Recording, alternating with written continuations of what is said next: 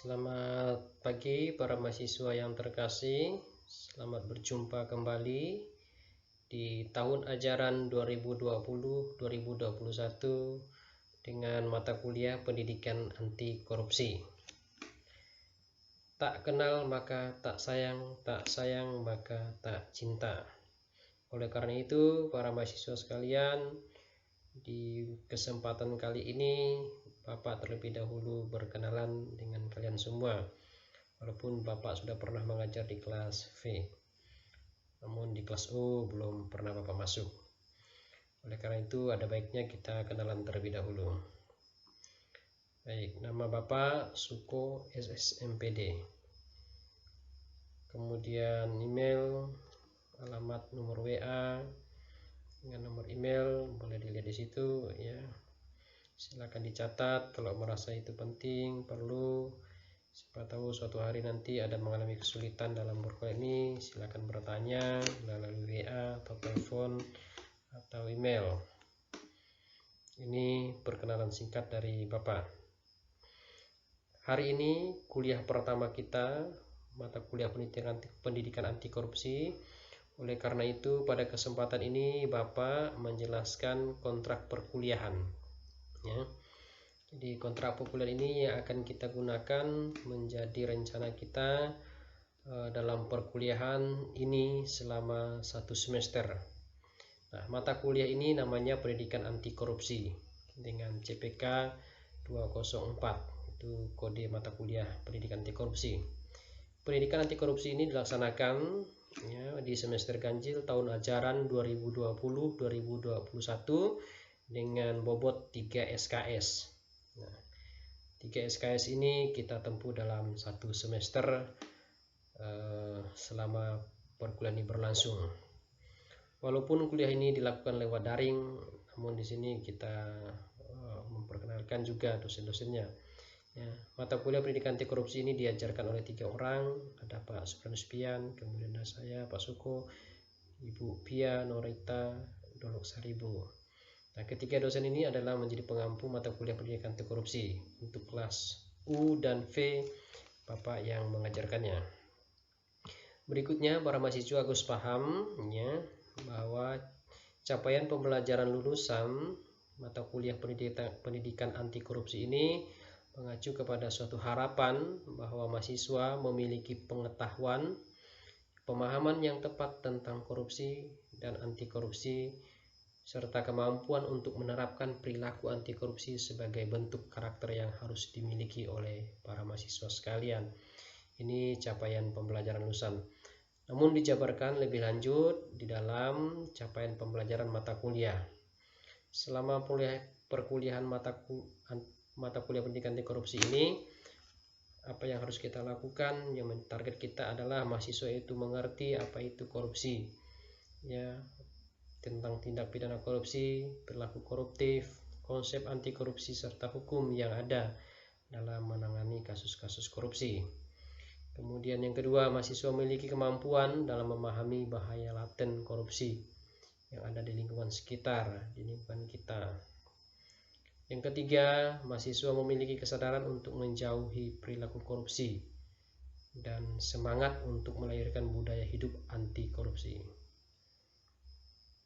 Lalu para mahasiswa juga memiliki kemampuan dalam menerapkan perilaku anti korupsi dalam kehidupan sehari-hari. Dengan demikian mahasiswa tidak hanya mendapat nilai A, tetapi berani menolak korupsi itu dalam bentuk apapun dalam perilaku kehidupan sehari-hari para mahasiswa sekalian. Melalui capaian pembelajaran dan capaian pembelajaran mata kuliah ini, maka mata kuliah ini dijabarkan dalam acara perkuliahan seperti berikut ini dalam konteks pembelajaran. Jadi nanti di pertemuan pertama hari ini kita hanya menjelaskan ya, Bapak hanya menjelaskan maksud dari perkuliahan anti korupsi ini. Lalu selanjutnya nanti pada pertemuan kedua masih minggu ini ya, pengertian korupsi, dan satu kali pertemuan kita dengan alokasi waktu 75 menit. Selama perkuliahan ini berlangsung, Bapak nanti karena ini adalah kuliah daring, maka platform yang Bapak gunakan adalah Google Classroom, WA, kemudian nanti sekali-sekali kita nonton di YouTube ya.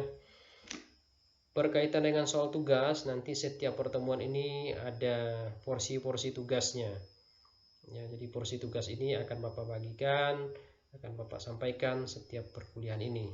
Artinya nanti kuliah ini para mahasiswa belajar dari materi yang sudah disampaikan lewat YouTube atau lewat WA atau lewat Google Classroom, dia pelajari, kemudian memberikan evaluasi terhadap mata pelajaran hari itu dalam berupa tugas.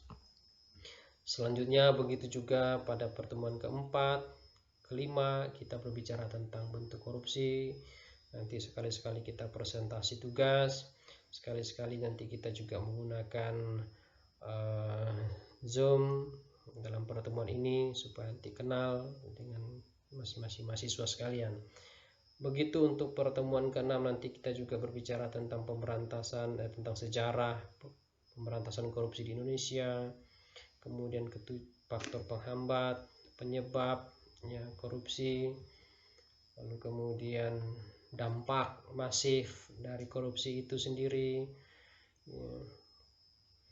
Lalu kemudian kita juga berbicara tentang nilai dan prinsip anti korupsi sebagai nilai integritas yang harus dimiliki oleh para mahasiswa supaya berani menolak korupsi itu di dalam kehidupan sehari-hari maupun di dalam dunia kerja nanti.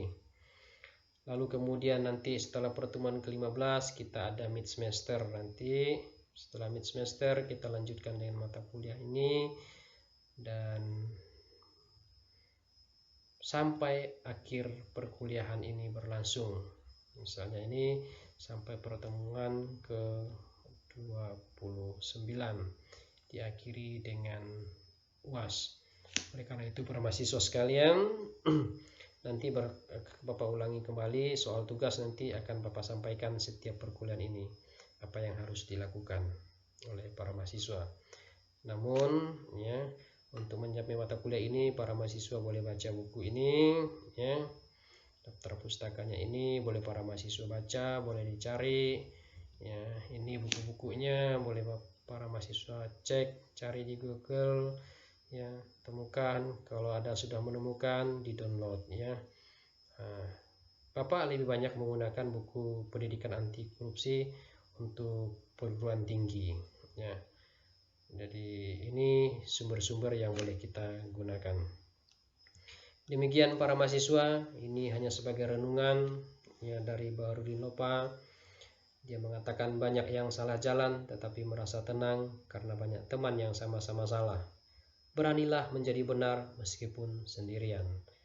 Nah, informasi tugas akan diberikan setiap ada pertemuan dari setiap topik yang dibahas. Demikian para mahasiswa kontrak perkuliahan kita hari ini. Terima kasih. Tuhan memberkati. Kita lanjutkan dengan kuliah berikutnya. Terima kasih. Selamat pagi.